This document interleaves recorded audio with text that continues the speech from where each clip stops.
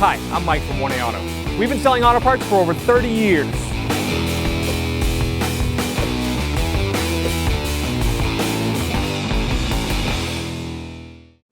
What's up guys, I'm Andy from 1A Auto. I'm going to show you today how to remove and reinstall the liftgate struts in this 2007 Mini Cooper S. If you need any parts for your vehicle, check out 1aauto.com.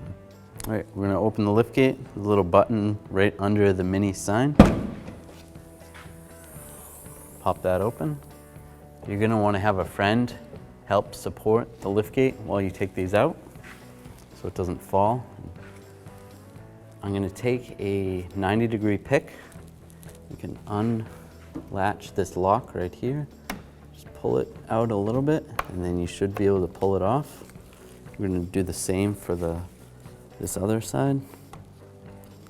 There's a little groove right there. Pull that off and slide it out. You're going to do the same for the other side.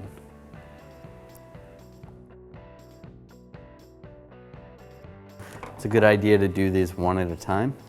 Now we're going to reinstall it. Just slide this on the ball and socket, lock it in place. Do the same for the top. Lock it in.